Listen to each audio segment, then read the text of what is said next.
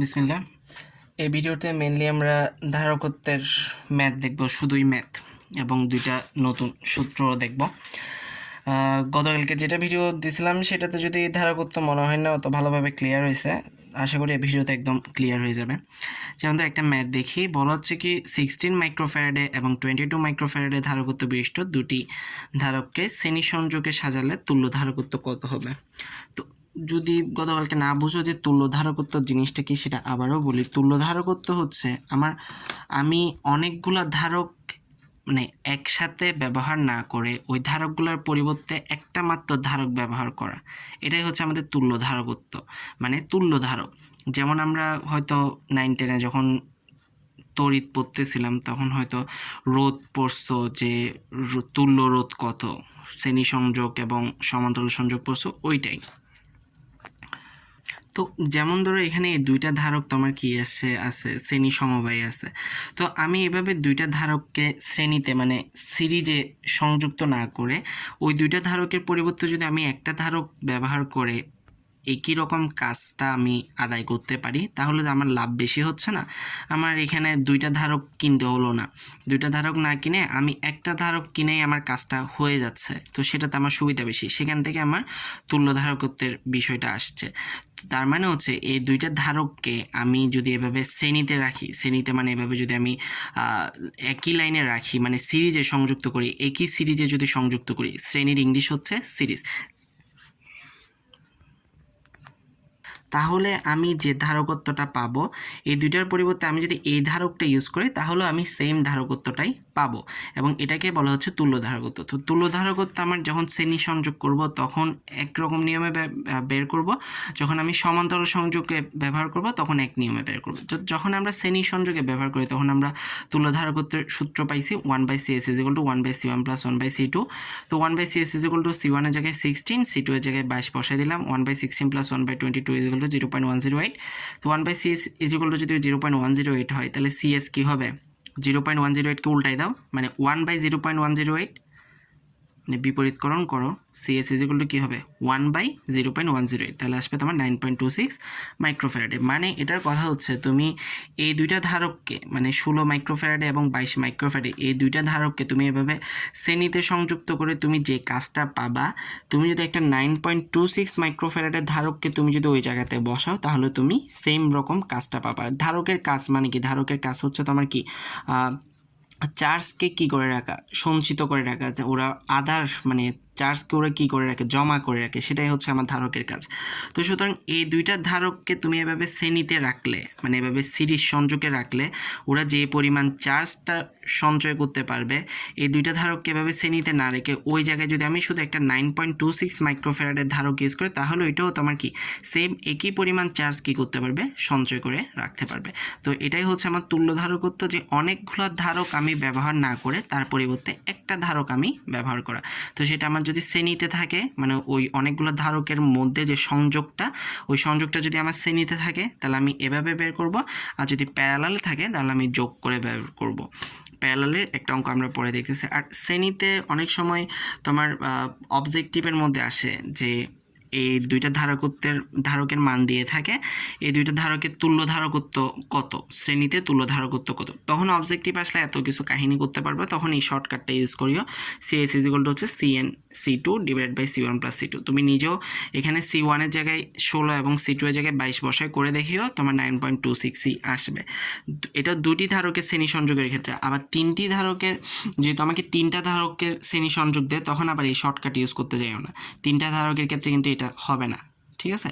তোমাকে অনেক সময় অবজেক্টিভে দুইটা ধারক দেওয়া থাকে, তখন দুইটা ধারকের শ্রেণী সংযোগের ক্ষেত্রে এত কাহিনী করে তো মান বের করতে অনেক টাইম চলে যাবে, তখন এই শর্টকাটটা ইউজ করে তুমি ওদের তুল্য ধারকত্বটা বের করে ফেলতে পারবে। কিন্তু দুইটার বেশি হলে তখন আর এটা ইউজ করা যাবে না, ঠিক আছে?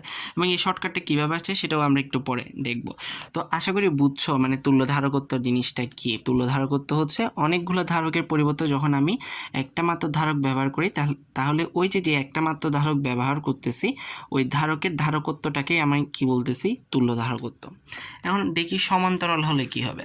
সমান্তরাল হলে আমি ওই দিনই বলছিলাম সমান্তরাল সংযোগ মানে হচ্ছে আমার যে সবগুলো ধারকের প্রথম পাতটা, মানে ওদের আমরা জানি একটা ধারকের মধ্যে দুইটা পাত থাকে, এই যে আমরা সেটা দেখছিলাম আগের ভিডিওতে, একটা পাথ হচ্ছে পজিটিভ আর একটা পাথ হচ্ছে নেগেটিভ, এবং এই দুইটা পজিটিভ এবং নেগেটিভের মধ্যবর্তী দূরত্বটাকে আমরা বলি ডি। এবং এই দুইটা যেহেতু এখানে একটা পজিটিভ, এখানে যেহেতু একটা নেগেটিভ আছে, একটা যেহেতু হাই ভোল্টেজ, একটা যেহেতু লো ভোল্টেজ আছে, তার মানে ওদের মাঝখানে নিশ্চয়ই একটা কি আছে, বিভব পার্থক্য আছে। ওই বিভব পার্থক্যটাকে আমরা বলি ভি, মানে দুইটা পাতের মধ্যবর্তী যে বিভব পার্থক্য সেটা হচ্ছে ভি, এবং দুইটা পাতের যে মধ্যবর্তী দূরত্ব সেটা হচ্ছে আমার ডি। তো এখানে আমার শ্রেণীটা তো বোঝা ইজি। শ্রেণীটা হচ্ছে সবগুলো একই লাইনে থাকবে। এটা এভাবে সোজাসুজিও হতে পারে, এভাবে উপর নিচেও একই লাইনে থাকতে পারে। আমরা পরে একটা অঙ্কে দেখবো যে এরকম উপর নিচেও তোমার কি একই লাইনে হতে পারে। আর তোমার সমান্তরাল বা প্যারালাল যদি হয় তাহলে সেটাও ইজি। সেগুলো হচ্ছে ওদের প্রথম পার্টটা একটা বিন্দুর সাথে সংযুক্ত থাকে এবং দ্বিতীয় পার্টটা আরেকটা বিন্দুর সাথে সংযুক্ত থাকবে। এই যে দেখো সবগুলার প্রথম পার্টটা তোমার কি এই যে এই বিন্দুর সাথে সংযুক্ত, এবং সবগুলোর দ্বিতীয় পার্টটা এই বিন্দুর সাথে সংযুক্ত। তো আশা করি ইজিলি বুঝবা সমান্তরাল কোনটা, শ্রেণী কোনটা। আচ্ছা, এখন দেখি আমরা সমান্তরাল বা প্যারালালে থাকলে কী হবে। বলতেছি কি দেখো 4 মাইক্রোফ্যারাডে এবং 8 মাইক্রো। আর এদিকে আমি চিত্রগুলো দিছি তোমার বোঝার জন্য, তোমার পরীক্ষার খাতায় আবার চিত্র এঁকে আসার দরকার নেই, যে এটা বোঝানোর জন্য যে এই দুইটা ধারককে আমি শ্রেণীতে এভাবে সংযুক্ত করলে আমি যে কাজটা আদায় করতে পারবো, যে পরিমাণ চার্জটা আমি সঞ্চিত করতে পারবো, এই দুইটার পরিবর্তে আমি যদি ওখানে শুধুমাত্র একটা 9.26 মাইক্রোফ্যারাডের ধারক ইউজ করি তাহলে আমার সেম কাজটা হবে, সেম চার্জ সঞ্চিত হবে। এটা বোঝানোর জন্য আমি চিত্রটা দিছি, পরীক্ষা দেওয়ার দরকার নাই। আচ্ছা, এরপর হচ্ছে কি বলতেছে, 4 মাইক্রোফ্যারাড এবং 8 মাইক্রোফ্যারাডের ধারকত্ব বিশিষ্ট দুইটি ধারককে সমান্তরাল যুক্ত করলে তুল্য ধারকত্ব কত হবে। তাহলে দেখো এই যে সমান্তরালে আমি ওদেরকে যুক্ত করেছি। সমান্তরালে যুক্ত মানে ওদের প্রথম পার্টটা একটা বিন্দুতে এবং দ্বিতীয় পার্টটা অপর একটা বিন্দুতে যুক্ত থাকবে। তো আমরা তো সমান্তরাল থাকলে সেটা সূত্রটা একদম ইজি, সেটা হচ্ছে যতগুলাই থাকবে সবগুলার যোগফল C1 + C2 করে আমরা এখানে যোগ করলাম। অর্থাৎ এই দুইটা ধারককে মানে 4 মাইক্রোফ্যারাডে এবং 8 মাইক্রোফ্যারাডের এই দুইটা ধারককে তুমি যদি প্যারালালি রাখো, মানে সমান্তরালি তুমি যদি সংযোগ করো, তাহলে তুমি যে কাজটা আদায় করতে পারবা, মানে তুমি যে পরিমাণ চার্জটা তুমি সঞ্চিত করে রাখতে পারবা, তুমি যদি একটা 12 মাইক্রোফ্যারাডের একটা ধারক যদি ওই জায়গায় ইউজ করো তাহলে তোমার কাজটা তোমার ঠিক সেম কাজ কি করে নিতে পারবা, আদায় করে নিতে পারবা।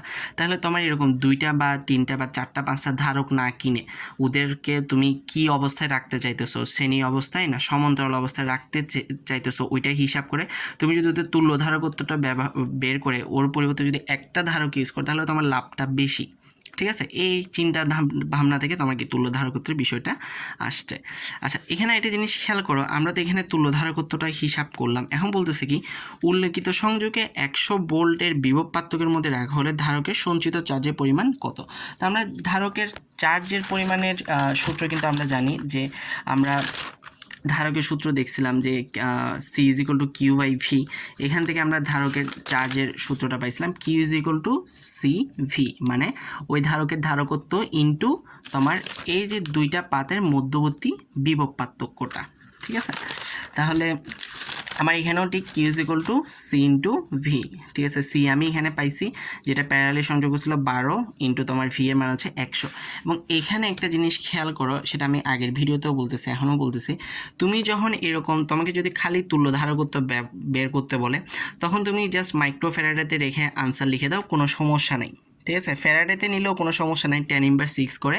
তো ফ্যারাডেতে নিতে গেলে আবার 10⁻6 করতে হবে, আবার অনেক ঝামেলা। তো যার কারণে তোমাকে যদি শুধু তুল্য ধারকত্ব ব্যবহার করতে বলে তখন তুমি মাইক্রোফ্যারাডেতে রেখে দিলে কোনো সমস্যা নেই। যেমন তো এখানেও আমি কি মাইক্রোফ্যারাডেতে রেখে দিছি যখন এটাকে শ্রেণীতে সংযুক্ত করছি।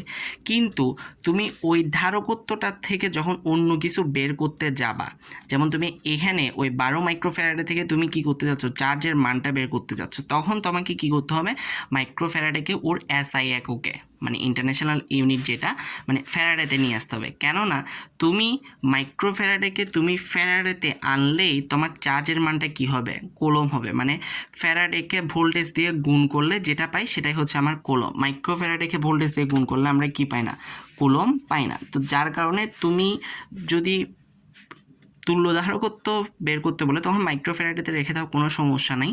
কিন্তু ওইটা থেকে ওই মান থেকে তুমি যখন অন্য কিছু বের করতে যাবা তখন সেটাকে অবশ্যই তোমার ইন্টারন্যাশনাল ইউনিট যেটা ফ্যারাডে সেখানে তোমার নিয়ে আসতে হবে। সেজন্য 12 মাইক্রোফ্যারাডেকে আমরা নিয়ে এখানে নিয়ে আসলাম।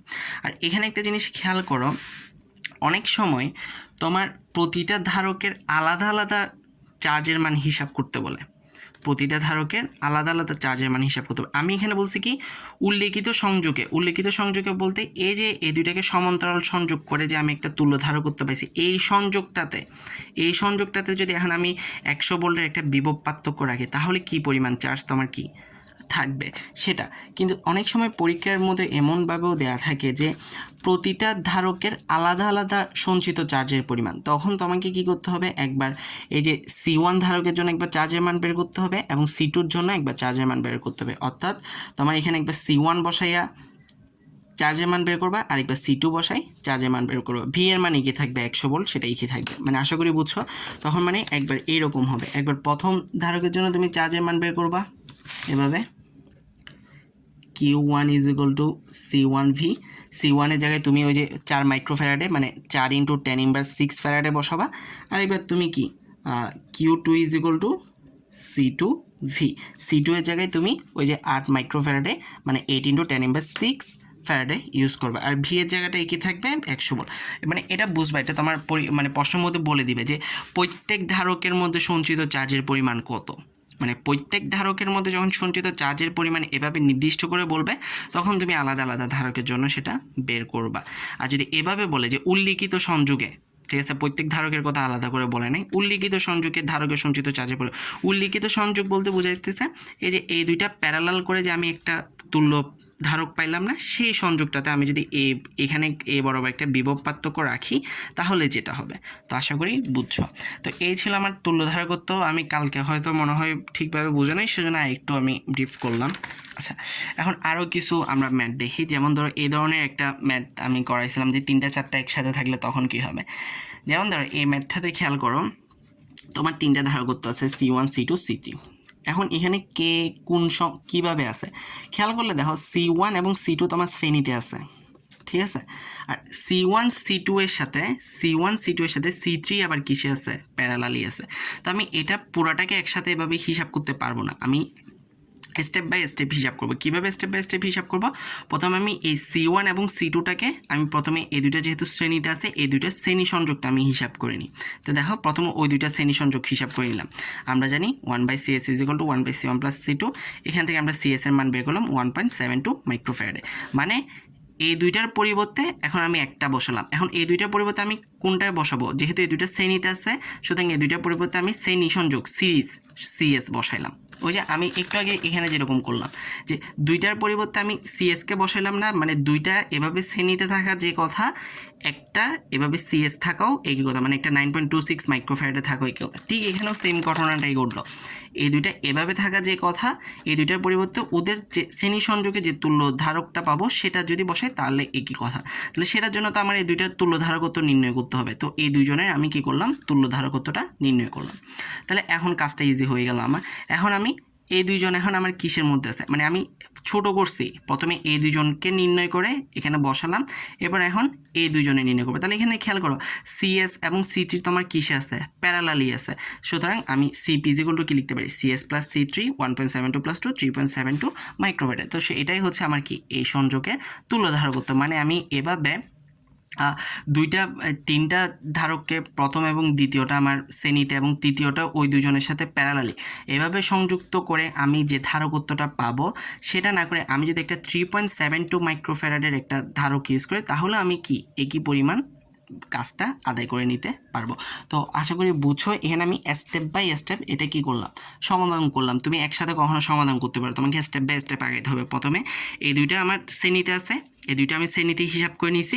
তারপর এখন এই দুইটা শ্রেণীতে হিসাব করার পর এটার সাথে এটা কিসে আছে, প্যারালালি আছে, সেটাকে আমরা হিসাব করলাম। ইজি জিনিস, আশা করি বুঝছো। আর কীভাবে সহজে বোঝানো যায় আমি বুঝতেছি না, বুঝাইলাম, আশা করি বুঝবা। আর না বুঝলে সমস্যা নেই, বলে দিব। এরপরে আরও একটা, যেটা তোমার 148 পৃষ্ঠার কত নম্বর, হ্যাঁ 24 নাম্বারটা, এই যে এখানের এটা 148 পৃষ্ঠার 24 নাম্বারটা। এটাতে খেয়াল করো, এখানেও ঠিক অনুরূপ একটা কয়েকটা ধারক দেওয়া আছে, আমরা তুল্য ধারকত্বটা নির্ণয় করবো। তাহলে এখানেও দেখো তোমাকে স্টেপ বাই স্টেপ করতে হবে। প্রথমে দেখো তুমি নিজে আগে চিন্তা করবা যে মানে ওরা কি অবস্থায় আছে।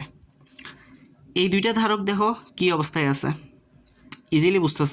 এই দুইটা ধারক তোমার প্যারালালি আছে এবং এই দুইটা ধারকের সাথে ও কি অবস্থায় আছে, সিরিজে আছে। এই দুইটা ধারক প্যারালালি, এই দুইটার সাথেও সিরিজে। এখন অবশ্য এই যে সিরিজ আছে সেটা কিন্তু বোঝা যাচ্ছে না, একটু পরে বোঝা যাবে।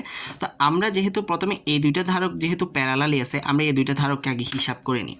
দেখো ওই দুইটা ধারক যে C1 এবং C2 যে প্যারালালি আছে, আমরা C1 এবং C2কে হিসাব করে নিয়েছি, লিখে কি লিখছি, CP = C1 + C2। তাহলে দেখো এই দুইটা ধারকের পরিবর্তে তাহলে এখন আমরা কি CP ব্যবহার করতে পারি। ওই যে যেমন একটু আগে আমরা কি দুইটা ধারক যদি প্যারালালি থাকে তার পরিবর্তে আমরা কি CP ব্যবহার করলেও একই কথা না, এটাও ঠিক সেম জিনিস। তো এই দুইটার পরিবর্তে আমরা কি করছি, এই দুইটার পরিবর্তে আমরা CPকে ব্যবহার করছি। তাহলে এখন দেখো CP আর C3 তোমার এখন কিসে আছে, সিরিজে আছে। সুতরাং আমরা CP এবং C3 যদি সিরিজে থাকে, ওই যে সিরিজ তুল্য ধারকত্বটা হিসাব করলাম, হিসাব করে আমরা দেখলাম 3.15 মাইক্রোফ্যারাডে। তোমার বই অবশ্য আনসার 3.16 আছে, ফ্র্যাকশনের এদিক ওদিকের কারণে সমস্যা না।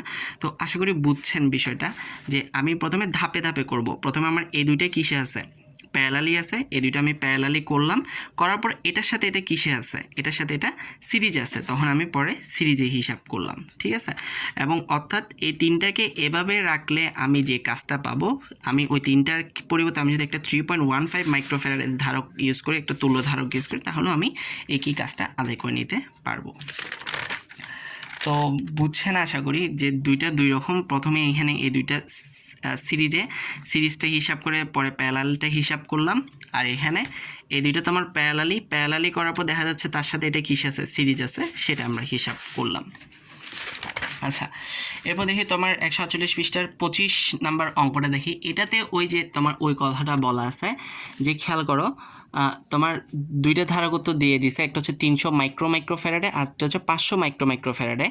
ধারক বিশিষ্ট দুইটি ধারক সমান্তরাল বিন্যাসে যুক্ত করে 120 ভোল্টের একটা ব্যাটারি ওই সমন্বয়ের উপর প্রয়োগ করা হলো। ভালো করে খেয়াল করো, প্রত্যেক ধারকের চার্জ এবং সমবায় তুল্য ধারকত্ব নির্ণয় করো। আমি সমবায় তুল্য ধারকত্ব নির্ণয় করতে পারবো, আমার কোনো সমস্যা নেই, কিন্তু এখানে বলে দিচ্ছে প্রত্যেক ধারকের চার্জ, অর্থাৎ ওই যে ওইটার মতো আমি একটু আগে যেটা বললাম, তো আমাকে যদি বলে দেয় যে কি প্রত্যেক ধারকের চার্জ নির্ণয় করো, তখন এভাবে আলাদা আলাদা করে তোমার কী করতে হবে, সেটা হিসাব করতে হবে। তা আমি এখানেও সেটাই করছি। তবে এখানে আমরা একটা নতুন এককের সাথে পরিচয় হচ্ছে, সেটা হচ্ছে মাইক্রোফ্যারাডে।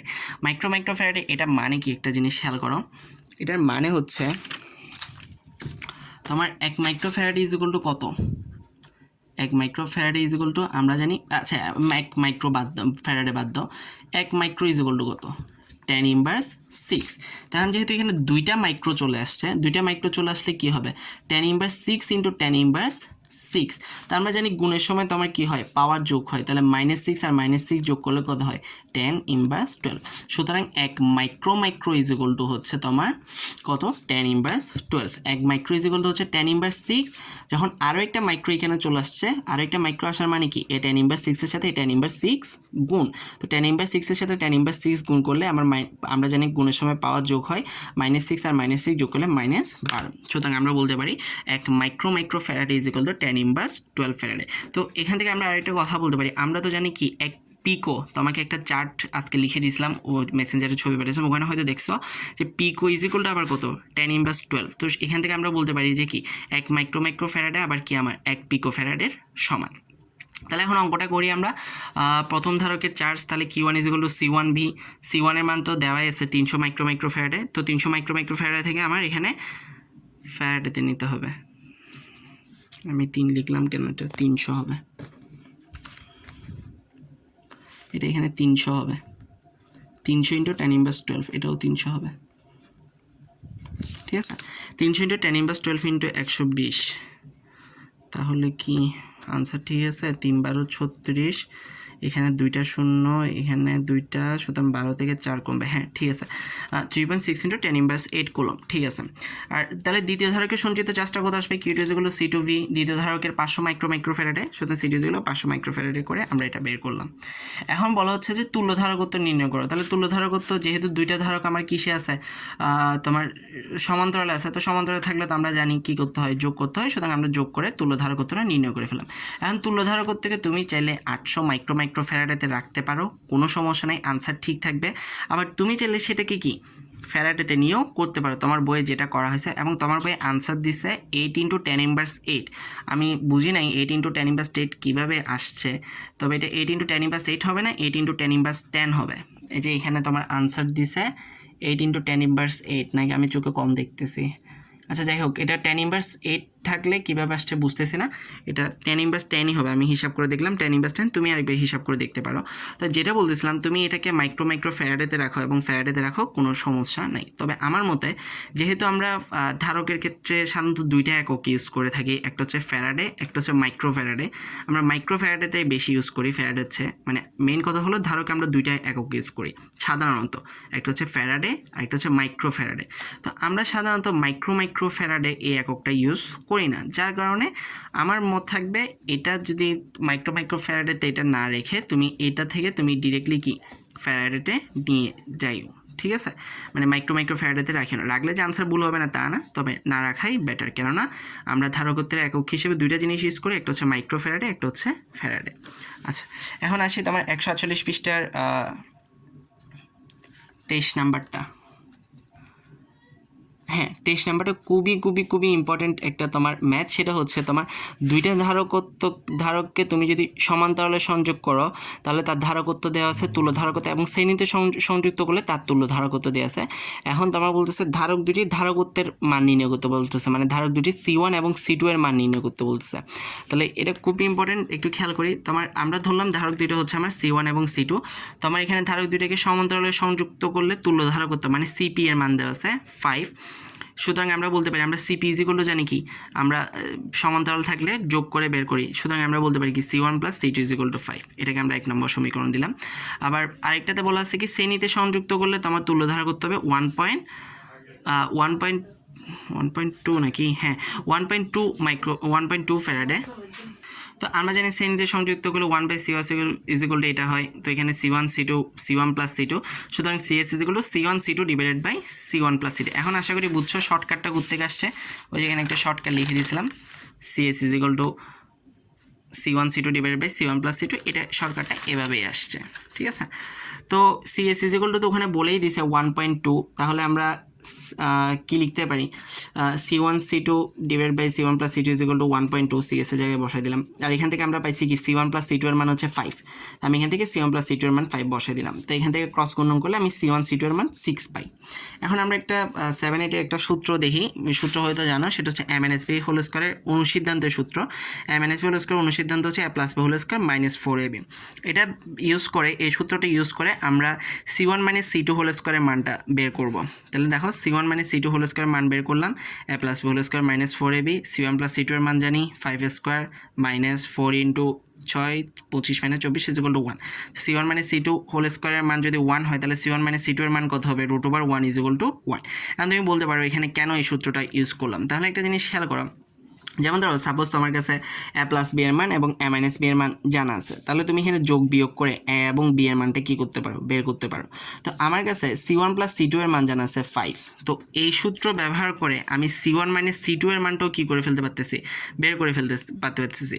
তো C1 + C2 = আমি পাইছি কত, 5। আর এই সূত্রটা ব্যবহার করে আমি C1 - C2 = কত পেয়ে গেলাম, 1। তাহলে আমি যদি এখানে যোগ করি, মানে এটার সাথে এটা যদি যোগ করি, অর্থাৎ 1 নম্বর সমীকরণের সাথে 2 নম্বর সমীকরণ যদি আমি যোগ করি, তাহলে C2 কাটা যাবে, 2C1 = 5 এর সাথে 1 যোগ করলে 6, C1 = 6কে 2 দিয়ে ভাগ করলে 3। তো আমি C1 এর মান পেয়ে গেলাম। C1 এর মান এখানে 1 নম্বর সমীকরণ বা 2 নম্বর সমীকরণ যে কোনো একটাতে বসে দিলে আমি C2 এর মানটা পেয়ে যাব। তো সেটাই করা হয়েছে, 1 ও 2 নং সমীকরণ থেকে যোগ করে পাই C1 এর মান পাইছি আমি 6কে 2 দিয়ে ভাগ করলাম 3 ফ্যারাডে, এবং C1 এর মান 1 নম্বর সমীকরণে বসাই আমি C2 এর মান পেলাম 2 ফ্যারাডে। এবং এই অঙ্কটা খুব ইম্পর্টেন্ট, যেহেতু আমার দুইটা ধারকের যদি প্যারালালি যদি ওদেরকে সংযুক্ত করা হয়, তাহলে যদি ধারকত্ব দেওয়া থাকে এবং সিরিজে যদি সংযুক্ত করা হয় তাহলে ধারকত্ব দেওয়া থাকলে ওই দুইটা ধারকের মানটা কত। আচ্ছা, এখন এসে 122 নাম্বারটা, এটা ইজি একদম। সেটা বলা হচ্ছে কি, তোমার একটা পরিবাহীতে 500 কুলম্ব চার্জ প্রদান করায় এর বিভব 100 ভোল্ট হলো, পরিবাহী ধারকত্ব কত। আমরা জানি কি C = কত, Q/V। ওই সূত্র দিয়ে আমরা করে ফেলতে পারি। একদম ধারকের প্রথম যে সূত্রটা আমরা বলছিলাম, একদম সাধারণ সূত্র, যেটা C = কি Q/V আমরা বসলাম একদম ধারকত্বের শুরুতে, তো ওই সূত্র দিয়ে আমরা এটা ইজিলি করে ফেলতে পারি। তো আমি সেটাই করা হয়েছে। C = Q/V, Q এর মান 500 কুলম্ব আর V এর মান দেওয়া আছে 100 ভোল্ট, সুতরাং ভাগ করলে হচ্ছে 5 কুলম্ব পার ভোল্ট। তো আমরা ধারকত্বের একক কুলম্ব পার ভোল্ট ব্যবহার না করে আমরা ডিরেক্টলি ফ্যারাডে ব্যবহার করি, সুতরাং এটার ধারকত্ব হচ্ছে তোমার 5 ফ্যারাডে। আচ্ছা, এখন আমরা দুইটা নতুন সূত্র শিখবো, সেগুলো হচ্ছে তোমার ধারকের সঞ্চিত শক্তি, ধারকের মধ্যে কী পরিমাণ শক্তি সঞ্চিত থাকে এটা জানার জন্য একটু 104 পৃষ্ঠায় ব্যাক করি। 104, এই যে 104 পৃষ্ঠার, এটাকে তোমরা অনেকভাবে বলতে পারে, ধারকের স্থিতি শক্তি বা ধারকের সঞ্চিত শক্তি বা নর্মাল ভাষায় ধারকের শক্তি, যে কোনো কিছু বলতে পারে। তো সূত্র কীভাবে আসছে এত কিছু দেখাইতেছি না, আমি জাস্ট সূত্রটাই দেখাইতেছি। ঠিক আছে, সূত্রটা হচ্ছে একটা ধারকের সঞ্চিত শক্তি বা এটার স্থিতি শক্তি বা নর্মাল ভাষায় ধারকের শক্তি আমরা তিনটা সূত্র ইউজ করে নির্ণয় করতে পারি। একটা সূত্র হচ্ছে half Q square by c, আর এটা হচ্ছে হাফ সিবি স্কোয়ার, একটা হচ্ছে হাফ কিউবি। সেজন্য সবগুলো সূত্রকে আমি সমান দিয়ে লিখে দিলাম এবং তিনটে সূত্রই মুখস্থ রাখবা। যখন যেটা দেয়া থাকবে তখন সেটা দিয়ে আমরা কি করব, এটার মান নির্ণয় করব। একটা হচ্ছে half Q square by C, একটা হাফ সিবি স্কোয়ার, একটা হাফ কিউবি। এখানে কোনটা কি তো আশা করি জানোই। কিউ হচ্ছে ধারকের মধ্যে যে চার্জটা সঞ্চিত থাকে সেটা, সি হচ্ছে ধারকের ধারকত্ব, আর বি হচ্ছে ধারকের দুইটা পাতের মধ্যবর্তী কি বিভব পার্থক্যটা, মানে পজিটিভ এবং নেগেটিভের দুইটা সমান্তরাল পাতের মধ্যবর্তী যে বিভব পার্থক্য সেটা হচ্ছে আমার ভি। আর একটা হচ্ছে ধারকের যে 106 পৃষ্ঠায় যেটা দেওয়া আছে, ধারকের একক আয়তনের সঞ্চিত শক্তি। আরে এই যে ধারকের একক আয়তনে সঞ্চিত শক্তি, তো এটার সূত্র হচ্ছে ধারকের একক আয়তনের সঞ্চিত শক্তির সূত্রটা। এটাকে আরেকটা কথা বলি, ধারকের একক আয়তনের সঞ্চিত শক্তি এটাকে ইউ প্রাইম দিয়েও প্রকাশ করা হয়, আবার ছোটো হাতের ইউ দিয়েও প্রকাশ করা হয়, এবং এটার সূত্র হচ্ছে half epsilon naught into e square. Epsilon naught আশা করি জানোই কি, এটার মানও জানো 8.854 × 10⁻12 বায়ুবীয় মাধ্যমে, এবং ই তো জানি এতদিন ধরে তো ই করেই আসছো তড়িৎ প্রাবল্য, এবং এখানে বলতে পারো যে তড়িৎ প্রাবল্যের অনেকগুলো সূত্র আমরা তো করে আসছি। এখন সাধারণত ধারকের ক্ষেত্রে আমার তড়িৎ প্রাবল্য এই সূত্রটাই আমার কাজে লাগে। আমরা একটা সূত্র পড়ছি, মানে E is equal to V by R, ঠিক আছে, ওইটা মানে বিভব পার্থক্য ডিভাইডেড বাই দূরত্ব। এখানে দূরত্বটা হচ্ছে ওই যে ডি মানে ওই ধারকের দুইটা সমান্তরাল পাতের মধ্যবর্তী যে দূরত্বটা, এই যে দুইটা পাতের মধ্যবর্তী যে দূরত্বটা, মানে পজিটিভ এবং নেগেটিভের মধ্যবর্তী যে দূরত্ব, আমরা সমান্তরাল পাত ধারক যখন পড়তেছিলাম তখন দেখাইছিলাম যে দুইটা পাতের মধ্যবর্তী যে দূরত্ব সেটাই হচ্ছে এখানে তোমার ওই যে ভি বাই আর, মানে আর এর এই দূরত্বটা। সুতরাং আমরা ভি বাই আর না বলে এটাকে আমরা কি বলতে পারি, ভি বাই ডি বলতে পারি, এবং ডি হচ্ছে পাতদ্বয়ের মধ্যবর্তী দূরত্ব। তো এই সূত্র ইউজ করে আমরা ধারকের একক আয়তনে সঞ্চিত শক্তি ব্যবহার করতে পারি। আরও একটা সূত্র আছে, সেটা হচ্ছে ইউ বাই ডি। এখানে ইউ হচ্ছে এই ইউটা, মানে ধারকের সঞ্চিত শক্তি ডিভাইডেড বাই ওই যে তো পড়ছি আমরা সমান্তরাল, ওই যে ধারকের যেটা সমান্তরাল পাত ইউজ করতাম সেটার ক্ষেত্রফল ইন্টু ডি, তো বললাম ওই পাতদ্বয়ের মধ্যবর্তী দূরত্ব। এবং খেয়াল করবা, ধারকের সঞ্চিত শক্তি যদি বলে তখন একক হচ্ছে জুল, কিন্তু যখন বলবে ধারকের একক আয়তনে সঞ্চিত শক্তি তখন সেটা একক হয়ে যাবে জুল পার মিটার কিউব। শক্তির একক জুল, সেটা তো বলার দরকার নেই। এটাই কেন জুল পার মিটার কিউব হয়ে যাচ্ছে, খেয়াল করো। এর একক কি তোমার, মানে ক্ষেত্রফল একক কি মিটার স্কোয়ার, আর ডি মানে দূরত্ব, তার মানে মিটার। অর্থাৎ তোমার এখানে হরের ক্ষেত্রে কি হচ্ছে, হরের ক্ষেত্রে তোমার metre square into metre is equal to তোমার কী চলে আসতেছে, মিটার কিউব চলে আসতেছে। তার মানে হরের মধ্যে এখানে ইন্টু ডি মানে কি, এর একক হচ্ছে মিটার স্কোয়ার, ডি এর একক হচ্ছে metre square into metre cube, আর ইউ এর একক তো এখানে পাইলামই জুল, যেহেতু শক্তি। সুতরাং ধারকের একক আয়তনে সঞ্চিত শক্তির একক হবে উপরে জুল, নিচে মিটার কিউব, তার মানে কি জুল পার মিটার কিউব মানে জুল m⁻3। এগুলোই হচ্ছে আমাদের মোটামুটি তোমার সূত্র। এখন আমরা অঙ্ক দেখব। প্রথম হচ্ছে 105 পৃষ্ঠার উদাহরণ 1 এবং 2 দেখি। একই সূত্র দিয়ে আমরা অঙ্কগুলো করব। গতকালকে আশা করি সমান্তরাল ধারকের সূত্রটা মনে আছে, তাও একবার একটু ব্যাক করি। এই যে গোলাকার পরিবাহীর ক্ষেত্রে এটা অত দরকার পড়ে না, সি ইজ ইকুয়াল টু 4/ε0। আর আমাদের দরকার পড়ে যে সমান্তরাল ধারকের সূত্রটা কই গেল, এই যে এটা সমান্তরাল ধারকের ক্ষেত্রে যখন তোমাকে বলে দিবে ধারকটা কি সমান্তরাল, মানে ধারকের মধ্যে এ পাতদ্বয় তোমার কি সমান্তরাল, ঠিক আছে, তখন আমার ওই সমান্তরাল ধারকের ক্ষেত্রে সি ইজ ইকুয়াল টু হবে কি ε0 a/d। এখানে এটা কি সমান্তরাল ধারকের পাতের ক্ষেত্রফল এবং ডিটা কি পাতদ্বয়ের মধ্যবর্তী দূরত্ব। আমার গোলকেরটা অত দরকার পড়ে না, এই গোলকেরটা আমার দরকার পড়ে, এটাই আমার সবচেয়ে বেশি লাগবে। আচ্ছা, ভিডিওটা এখন পজ হয়ে যাবে, আমরা পরের ভিডিওতে অঙ্কগুলো দেখতেছি।